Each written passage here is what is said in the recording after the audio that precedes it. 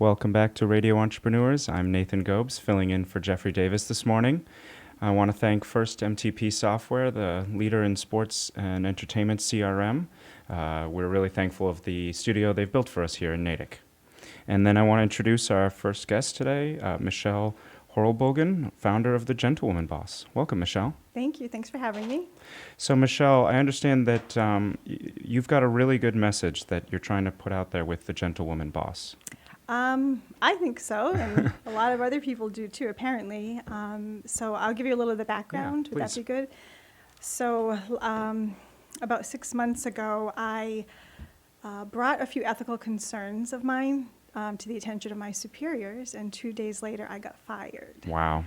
And yeah, it was a wow. I don't know if you guys have ever been fired, but it's not fun, especially when it's more wrongful termination. So after reeling from that for weeks, literally, it was bad. I woke up one day and I just decided I had to pivot. I had to find a way to take what happened to me and try to find a way to help people with my experience. So I actually went on LinkedIn and I wrote this long post, maximum character space, just telling people, hey, I got fired and this is my story, and has anyone else been through this? And I need to hear from you. And then I signed out. I logged out because I was like terrified. What was going to happen. Yeah. And a few hours later that evening, I logged back in, and the worst thing you want is no one to reply, right? Because then it's like, oh, I really screwed up. But I had the actual opposite. I had my inbox was flooded. I had people put amazing, pretty neutral comments on the post itself, because of course everyone's in self-preservation mode if they're going through it at work. But it just ended up being like this catharsis for me, and I replied to every single message and answered people and started to follow people. My network, I had cut it way down because anyone that was affiliated with my previous employer, I just disconnected with them. I didn't want anything to do with that on my network. Understandable. So I was way down, like 120 connections, and it just blossomed. It was like the best thing I could have ever done, and I met people from all over the world, and unfortunately what was a help, but what's sad about it is so many people have been through a similar situation, and so that was comforting in a way, but also made me feel a little more like I had to advocate about this, because it's just not right. It's not right when you try to do something ethically right in the interest of the organization and you get punished for it. That's not the equation I think companies should be sending out. Right. And so now I understand you're launching a podcast. I am. And you're getting the word out there about how people should be handling these kinds of matters. Is that correct? Yeah. So I actually Friday I interviewed. It hasn't dropped yet, but I interviewed Pete Havel, and he's the author of The Arsonist in the Office, which if anyone is in a toxic work environment or dealing with scary people at work, it's a great book to read. It's really amazing, from corporate executives down to you're the newest person. But Pete talks about in his book that everyone thinks of the whistleblowers, like with the political climate today, all this attention on federal whistleblowers. That's sort of a category in and of itself, and they're protected. There's laws that protect them. But Pete calls people like me smoke detectors in the office. So in real life, right, like right now, if it went off, we would be grateful that smoke detector was working to save our life.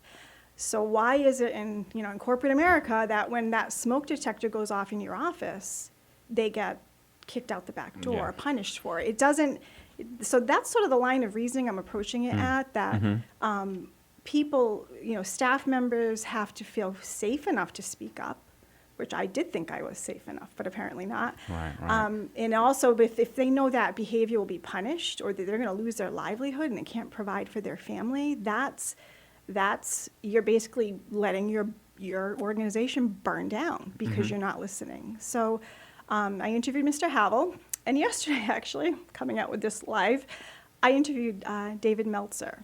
Wow. And I forgot to record the interview. Oh, no. We've so done I that one cried for before. like an hour. Oh, you have? Yes, we have. Okay, that makes me feel There's much a few better. past guests. If you're listening, sorry about that.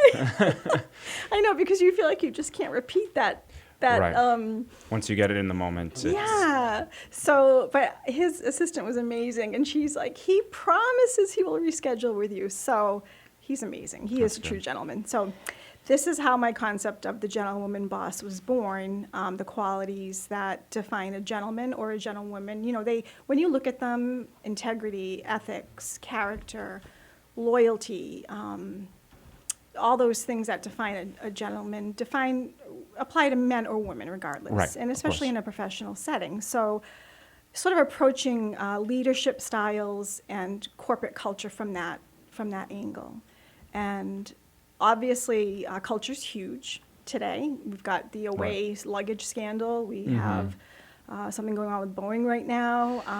Just a little something. Just a little in the pharmaceutical industry. This huge $875 million thing going on.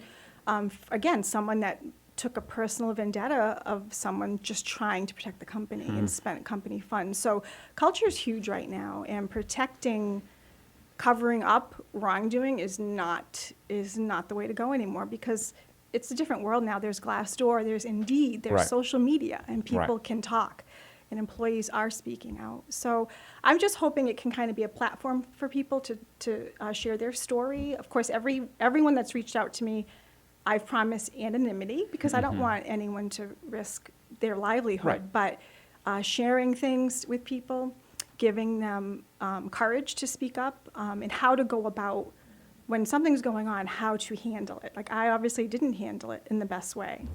You know, you learn as you go. Yeah. I mean, I did what was right, but the Yeah.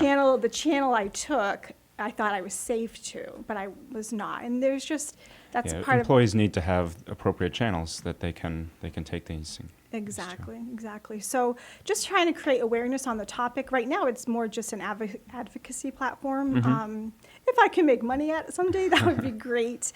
I am also writing a book about my experience. Great. And, but again, turning it on a positive note about leadership style and really bringing civility back to the workplace and the way we treat people. I think it's super important. Yeah, and it sounds like even just from your opening post, and now as you've started to get the podcast going, that you've got some good responses online. Some people who have, like you said, shared their stories and empathized, sympathized, or, can speak with their own personal experiences. Yeah, and I think, everyone, we hear a lot about risk management in corporate America, and I think that's a reactive. At that point, Right. If you're managing risk, you're already in trouble. So risk prevention is a better way to go, and preventing these situations from happening is by being aware of what's going on and hearing your employees, even if they're dissatisfied, or listening to their issues. That can go a long way. I mean, think about at what point will an insurance carrier say, this is enough? Right. This client is now costing us too much money to insure, because of retaliation lawsuits and litigation and all those things. And again, that's a very real thing today in 2020 that employers and organizations need to consider. The Glengarry, Glen Ross days are over. Yes. Over. And I think what you said is important, because I think if a lot of companies that don't have risk prevention, as you put it, when it comes time for the risk management part of it, usually their response tends to be sort of a slash and burn kind of aspect.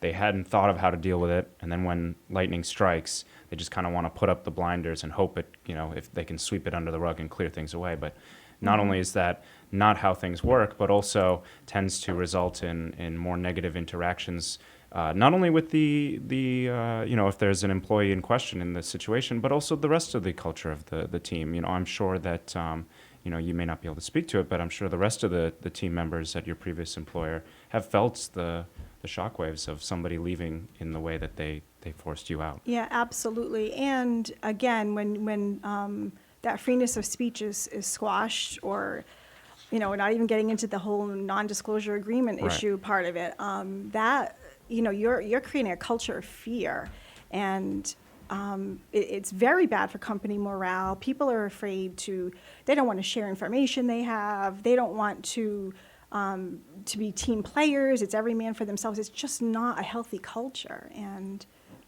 that hopefully just giving people a platform to talk about it, make it okay to talk about it. You know, everyone talks about their achievements and their awards, and I did this. Well, women struggle more with that because then we sound like we're bragging. But, you know, in the workplace, people tend to share their achievements, but it's very frowned upon They don't to talk share about their struggles and, the or being- pains. yeah, exactly. So I think it's just to make it a little more civil and have those, let those conversations be respected and the people be respected. I've gone through it. It's a difficult thing to go through. Yeah.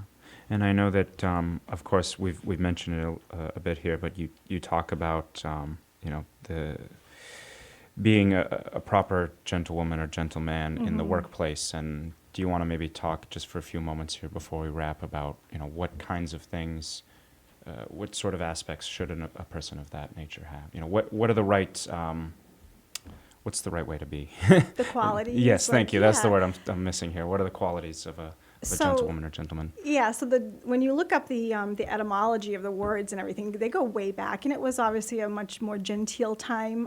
I do have this follower on LinkedIn that reminds me that it wasn't all, you know, tea and roses back then. There was slavery Yes. going on, all these horrible things. I get that. But in general, you know, people held the door open for people. A lady would go first into a carriage. It was just a certain gentility to society and civility. And I think those best pieces are what we are trying, you and the rest of society are trying to carry forward into modern day and how to be a gentlewoman or gentleman. Right, and to be aware of your the way we interact with each other, the effect we have on people. Respect is huge. I actually asked the two I interviewed, one of my last questions on my podcast is, what quality of a gentleman or gentlewoman do you think is most important to emulate? And Mr. Havel said respect, because we agreed that's like a great equalizer, no matter who's in the room, if everyone's being treated with respect. And then Mr. Meltzer said kindness, which is totally how he is. He's just a love. And that's true too. You know, if you're just kind to people, things like that sound so simple, but you know, we don't often see a lot in the real workplace. So just going back to those simple basics of thoughtfulness, thoughtful behavior. Yeah, that's amazing. That's, you know, as we've said, really important today, and I think lost a lot. This has been great. I want to remind everyone we've been speaking with Michelle Horlbogen, founder of the Gentlewoman Boss. Michelle, if somebody wanted to find your podcast or perhaps connect with you further, how could they do that? So my podcast is on iTunes and Spotify, and I know a lot of the other auxiliary ways to listen as well. So you can download there. Downloads are the best because that's what they notice. And my website is thegentlewomanboss.com. You can follow me on social media at gentlewomanboss. And my email, everything's on the website if you want to get in touch. And I'd love to hear from people. Tell me what you think and share your story. Great. And we'd love to have you back further to talk would be about this great. more. You know, I think this is definitely a conversation that no matter what level of business you're at, whether you're the top of the organization, even at, you know, a new hire, as you said, I think this is, you know, these are qualities that everyone should emulate or try to emulate, and a conversation that everyone should be having. So thank you. Thanks, I appreciate that. Thanks for having me. You're welcome. I want to remind everyone this is Radio Entrepreneurs. You can find us, of course, on radioentrepreneurs.com. We're also on iTunes and YouTube and Google Play and LinkedIn as well. We'll be back with more interviews of entrepreneurs after these